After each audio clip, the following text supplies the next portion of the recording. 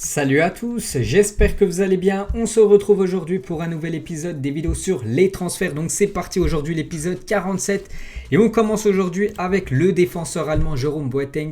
Et les discussions progressent entre l'AS Monaco et le défenseur actuel du Bayern Munich. En fin de contrat avec le Bayern Munich.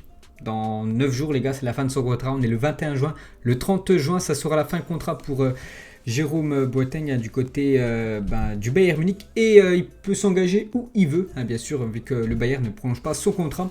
Du coup, il pourrait peut-être venir jouer en Ligue 1 du côté de l'AS Monaco, donc affaire à suivre. Ensuite, on va parler de ce joueur très en vue les gars pour l'instant lors des matchs de l'Euro. Donc pour l'instant les Pays-Bas ont disputé 2 matchs et à chaque fois il a été élu homme du match. C'est le défenseur Denzel Dumfries qui est excellent dans ce début d'Euro, plaît énormément au Bayern Munich. Le néerlandais est encore trop cher pour le club bavarois, sa clause libératoire est pourtant de 15 millions d'euros, sauf que le Bayern ne veut plus dépenser autant. Ils ne veulent pas dépenser autant d'argent. Bon après c'est vrai que 15 millions d'euros c'est quand même pas très cher parce qu'il nous fait un gros euro pour l'instant Dumfries, puis je crois surtout qu'il est jeune. Voilà, c'est pas un joueur un joueur âgé. Donc voilà, le Bayern pourrait potentiellement essayer de le recruter pour jouer l'année prochaine en tant que défenseur droit, pour amener, on va dire, de la concurrence à Benjamin Pavard, parce qu'oubliez pas que Bounassar, normalement, celui qui doit amener de la concurrence à Pavard, lui devrait quitter l'équipe du Bayern. Donc pour le remplacer, il penserait à ce joueur néerlandais. Ensuite les gars, on va parler d'un défenseur français, c'est Maxence Lacroix et le RB Leipzig devraient formuler une offre supérieure à 20 millions d'euros à Wolfsburg pour Maxence Lacroix. Wolfsburg en demande pourtant 30 millions d'euros. Après peut-être le mieux pour lui c'est de rester du côté de Wolfsburg. Il a fait une grosse saison, c'est qu'on en parle très peu. Il a été très très bon. Wolfsburg a terminé 3 ou 4e. Bref, il joue la saison prochaine la Ligue des Champions. C'est ça l'objectif pour le club allemand. Et je pense pour lui, le mieux c'est de rester du côté de Wolfsburg. Le RB Leipzig le veut. Après voilà, il connaît bien sûr très bien le championnat allemand, ce sera lui de faire son choix. Ensuite on va parler d'un joueur lui aussi qui réalise un très bon euro pour l'instant, c'est Robin Gosens, serait dans le viseur du Paris Saint-Germain pour le joueur allemand qui a été élu homme du match samedi lors du match Allemagne-Portugal. Il a marqué un but et délivré 2 passes décisives, très en vue. Donc d'autres clubs sont intéressés par le joueur de l'Atalanta Bergame. Le Real Madrid et le FC Barcelone et aussi la Juventus aimerait avoir ce joueur allemand. Bien sûr sa cote va augmenter, donc c'est tout bénéf pour l'équipe de l'Atalanta Bergame qui pourrait le laisser partir après son bon euro pour l'instant.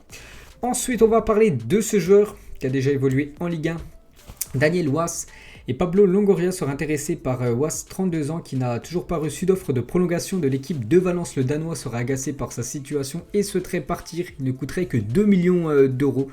Pourquoi il coûte peu cher? Parce qu'il a quand même déjà 32 ans, puis il est en fin de contrat. C'est pour ça que Marseille pourrait essayer de s'offrir ce joueur qui a déjà évolué de la Ligue 1. Je crois que c'était du côté de Évian-Thonon à l'époque. Donc voilà, peut-être un retour en Ligue 1 pour le joueur danois qui joue actuellement l'Euro avec le Danemark.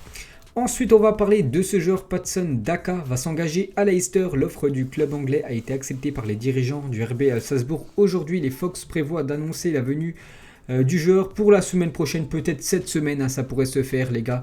Ce joueur qui a fait 28 matchs, 28 buts cette saison dans le championnat autrichien. Il a été champion avec son équipe de Salzbourg. Donc du coup, il pourra aller du côté de Leicester pour la prochaine saison. On verra si ça va se faire. Ensuite, Hakimi les gars, le Paris Saint-Germain et l'Inter se rapprocheraient d'un accord autour de 70 millions d'euros sur le transfert d'Hakimi. On entend cette rumeur les gars. Ça devrait quand même se faire, je pense. Ça se fera peut-être après l'Euro, malgré que le joueur ne joue pas l'Euro. Actuellement, il est en vacances, vu qu'il n'y a plus de match pour le Maroc ni pour l'Inter. Mais je pense que vraiment, où tous les transferts vont commencer à se faire, ça sera après l'Euro. Donc le Paris Saint-Germain toujours en vue, bien sûr, Achraf Hakimi pour renforcer ce poste de latéral droit qui est quand même... il y a beaucoup de lacunes ces dernières années. Donc Hakimi au Paris Saint-Germain, on attend tous que ça soit officiel. Ensuite, Mbanyang serait dans le viseur du FC Porto pour le recruter cet été. Beşiktaş suivrait de près la situation de Mbanyang, joueur... il évolue toujours du côté de Rennes. Pourtant, il a très peu joué quand même cette saison du côté de Rennes. Donc, soit Porto, soit le Beşiktaş pour l'attaquant sénégalais. Ensuite, selon le journal AS en Espagne, Diego Costa aurait un accord contractuel avec Beşiktaş. On parlait de Mbanyang du côté du Beşiktaş. Ils veulent un numéro 9 et ils pensent aussi à Diego Costa. Bon, Costa, il est quand même âgé. Je crois qu'il a quasiment 32 ou 33 ans. Il arrive quand même en fin de carrière. Mais voilà, le club turc aurait des vues sur l'attaquant Costa. Ensuite, ça aussi les gars, j'en parle depuis quelques temps, ça devrait se faire. Conrad de la Fuente va signer à l'Olympique de Marseille contre 3,5 millions d'euros. Visite médicale en début de semaine prochaine. Donc j'ai pris cette info, c'était hier ou avant-hier, donc là c'est début de semaine.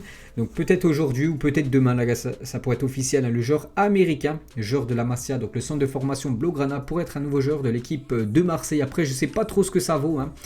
Voilà ce joueur du FC Barcelone. Donc voilà, il pourrait signer du côté de Marseille. Ensuite, l'Inter Milan est confiant de signer Hakan Çalhanoğlu comme joueur libre, vu qu'il est en fin de contrat, là, le joueur turc, qui a déçu lors de l'Euro, comme toute l'équipe turque bien sûr. Et lui, il est en fin de contrat dans 9 jours, au 30 juin.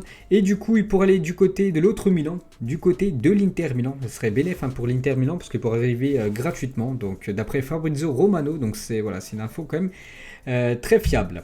Ensuite, Leonardo souhaite que Moskine soit de nouveau prêté au Paris Saint-Germain. Le club attend que le futur entraîneur d'Everton se prononce sur l'attaquant italien. Parce que Everton, on ne connaît toujours pas qui va remplacer Carlo Ancelotti. Voilà, Ancelotti est le nouveau coach du Real, mais on ne sait toujours pas qui va être le futur coach de Everton. Donc Leonardo souhaiterait encore avoir Moskine une saison supplémentaire en prêt, parce qu'il appartient à Everton, ce joueur. Donc voilà, il va falloir déjà que l'entraîneur soit dit. Et après, bien sûr, l'entraîneur dira s'il compte ou non sur Moskine pour la prochaine saison. Et s'il compte pas, bien sûr, le Paris Saint-Germain aimerait le revoir encore une année en prêt. Ensuite, encore avec le Paris Saint-Germain, n'oubliez pas que le PSG, Nasser avait dit une déclaration il y a quelques semaines, 3 semaines, il a dit que l'équipe du Paris Saint-Germain allait être très actif sur le mercato. Donc le Paris Saint-Germain a contacté le Real Madrid concernant Raphaël Varane. Les Madrilènes ne sont pas fermés à un départ du défenseur français d'après Foot Mercato. Donc la fin de contrat de Varane, c'est en 2022. Donc si le Real Madrid veut récupérer de l'argent avec la vente de Raphaël Varane, il faut le vendre dès ce mercato. N'oubliez pas que le Real, avec Sergio Ramos, c'est déjà fini. Peut-être l'autre joueur emblématique de cette défense, de cette charnière, Raphaël Varane, pourrait quitter le club. Donc le Paris Saint-Germain, les gars, des vues sur Varane. Bon, pour l'instant, je trouve que Kimpembe et Marquinhos, ça tient le choc quand même du côté du Paris Saint-Germain. Mais bon, bien sûr, vu qu'il y a beaucoup de matchs du côté du Paris Saint-Germain, un troisième défenseur peut être plutôt pas mal, surtout Varane, les gars. Un joueur quand même de classe mondiale. Donc on verra, les gars. Voilà, le Paris Saint-Germain veut Varane. Ensuite, on va parler de Carlo Ancelotti, le nouveau coach du Real Madrid, aimerait faire revenir James Rodriguez au Real Madrid. Ancien joueur, bien sûr, du Real, maintenant joueur de Everton. Et voilà, il a déjà eu Carlo Ancelotti, James Rodriguez du côté de Everton cette saison. Et il aimerait le faire revenir du côté du Real. James a déjà joué du côté du Real Madrid. Bon, ça a été un échec. Il jouait très très peu, mais c'était sous l'ère Zinedine Zidane. Il jouait très peu. Zidane ne faisait pas du tout confiance aux Colombiens. Et vu que c'est Carlo Ancelotti, le coach, donc ça peut être une belle porte pour James Rodriguez, son retour à Madrid, et essayer enfin de s'imposer dans cette équipe madrilène. Ensuite, la Juventus prépare une offre de 30 millions d'euros pour Manuel Locatelli, un joueur de Sassuolo. Bon, je pense quand même que 30 millions d'euros, c'est très peu, surtout que Locatelli nous fait un gros euro actuellement avec l'équipe italienne, et bien sûr, sa valeur augmente énormément. Donc 30 millions, je pense qu'il va falloir quasiment voir le double pour la Juventus s'ils veulent s'offrir le milieu italien. Ensuite, le Celta Vigo serait très intéressé par l'international français Alphonse Areola. 28 ans, le club espagnol souhaiterait se faire prêter l'ancien madrilène qui est encore sous contrat jusqu'en 2023 avec le Paris Saint-Germain. Il était du côté de Fulham cette saison et il appartient toujours au Paris Saint-Germain. Vous savez que le PSG, il y a Keylor Navas et aujourd'hui, j'ai bien dit, il devrait passer sa visite médicale Donnarumma. Donc ça ferait 2 énormes gardiens du côté du Paris Saint-Germain. Donc Alphonse Areola, là, il n'a aucune chance de jouer. Donc le mieux pour lui, c'est d'être prêté, pourquoi pas, du côté du Celta Vigo en Espagne. Ensuite, le Sporting Portugal serait intéressé par le Lensois Gaël Kakuta, 29 ans. Il a fait une très belle saison, peut-être l'un des meilleurs Lensois cette saison. Donc ses stats, 36 matchs, 11 buts et 5 passes décisives. Peut-être qu'il va découvrir le championnat portugais. N'oubliez pas que le Sporting joue la saison prochaine la Ligue des Champions. Donc voilà. Une petite info sur Kakuta, je crois qu'il fête en plus aujourd'hui ses 30 ans, c'est marqué 29, mais aujourd'hui il fête ses 30 ans. L'ancien joueur de Chelsea, il a joué un peu partout, Gaël Kakuta. Ensuite, l'Olympique de Marseille est proche de boucler les venues de David Luiz et Valentin Rosier. Les deux défenseurs veulent jouer sous le maillot olympien. Le Sporting a baissé le prix de son latéral droit à 7 millions d'euros. Pourtant, lui, il a fait une très grosse saison du côté du Beşiktaş. Valentin Rosier, un joueur très peu connu en France, mais il est vraiment bon. Et Marseille aimerait l'avoir, et aussi Marseille aimerait avoir David Luiz en fin de contrat. David Luiz avec l'équipe de Arsenal, donc peut-être deux futurs recrues du côté de Marseille. Ça peut être vraiment deux bons joueurs pour la future saison. Donc David Luiz, même s'il arrive en fin de carrière, ça reste quand même un joueur, on va dire, fiable, surtout pour la Ligue 1, je pense que ça peut le faire. Et surtout, Valentin Rosier serait pour remplacer Hiroki Sakai. Vous savez que Sakai a quitté Marseille est retourné au Japon, donc ce serait pour jouer en tant que défenseur droit. Donc c'est deux très belles recrues peut-être pour Marseille. Ensuite, Paulinho serait sur les tablettes de l'Atlético Madrid et du Benfica pour l'ancien joueur Blaugrana qui est parti jouer dans le championnat chinois. Bon, voilà, le championnat chinois, on sait que bien sûr c'est moyen, le niveau, donc il pourrait revenir en Europe, soit du côté du Benfica, soit du côté de l'Atlético pour l'ancien joueur Blaugrana. Ensuite, ce joueur sous-coté, Arsenal voudrait recruter André Silva, auteur d'une belle saison à Francfort et deuxième meilleur de Bundesliga derrière Robert Lewandowski. Je crois qu'il a terminé, il a terminé devant Haaland, ou il ex aequo avec Haaland en tant que deuxième meilleur buteur. On parle beaucoup Lewandowski et Haaland en Allemagne, mais André Silva, grosse saison du côté de Francfort. Et Arsenal aimerait le recruter. Les dirigeants londoniens se sont déjà renseignés auprès du club allemand qui réclame 40 millions d'euros pour son buteur portugais, l'ancien joueur aussi de l'AC Milan. Ensuite, on va parler d'un autre Portugais, c'est Rui Patricio qui se rapproche de l'AS Roma. Selon Sky Sport Italia, Patricio a donné son accord pour rejoindre l'AS Roma de José Mourinho, le coach portugais. Le club de la Louve doit encore trouver un accord avec Wolverhampton pour le transfert du gardien de 33 ans, bien sûr, qui joue actuellement ce championnat d'Europe avec le Portugal.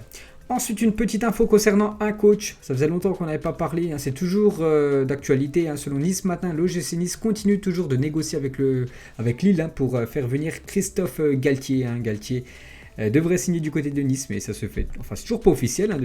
On en parle depuis quasiment un mois, mais pour l'instant, rien de signé. On va parler cette fois-ci de quelques transferts officiels. On commence tout d'abord avec Ashley Young, le défenseur de l'Inter, signe libre à Aston Villa, un ancien aussi joueur de Manchester United. Il retourne en Première Ligue et c'est officiel. Officiel aussi, Tomori s'engage pour 5 ans avec l'AC Milan pour 28,5 millions d'euros. Il joue déjà du côté de l'AC Milan, mais il appartenait à l'équipe de Chelsea. Donc cette fois-ci c'est officiel. L'AC Milan lève l'option d'achat et il s'offre le défenseur anglais pour 28 millions d'euros. Buffon, les gars, et c'est aussi officiel, a fait son retour à Parme où il a débuté sa carrière en 1995. Donc Parme joue en Série B l'année prochaine. Bon, après il est âgé, bien sûr, Buffon. Donc encore une saison au haut niveau pour Buffon. Todibo, c'est officiel, un signe pour 5 ans du côté de Nice. Son option d'achat de 8,5 millions d'euros a été levée. Donc il appartient plus au Barça, il appartient à l'OGC Nice. J'en avais parlé, les gars, la semaine dernière. C'est en rumeur de transfert, c'est bien officiel. Lassina Traoré, qui a seulement 20 ans, quitte l'Ajax Amsterdam et s'engage jusqu'en juin 2026 au Shakhtar Donetsk, une équipe en Ukraine. On va parler de Dembaba, ancien joueur de Chelsea, de Newcastle. Officiel, Dembaba quitte le Başakşehir pour l'équipe de FC Lugano. Donc c'est une équipe en première division suisse.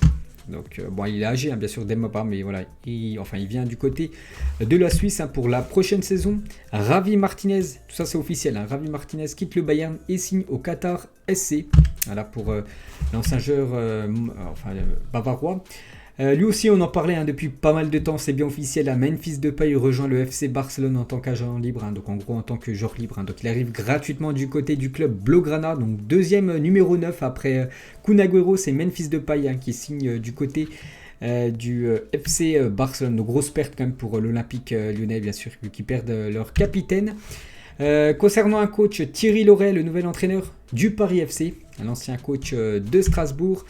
Un joueur aussi qui quitte son équipe, c'est Steven Nzonzi, le joueur français. Le Stade Rennais annonce le départ de Nzonzi, l'international français revient du coup à l'AS Roma parce qu'il était prêté du côté de Rennes depuis quelques saisons. Donc voilà les gars, on a fait le tour, j'espère que ça vous plaît toujours autant ces vidéos de transfert. On se retrouve nous certainement après-demain ou jeudi les gars pour le prochain épisode. Bonne journée à vous et à plus tard.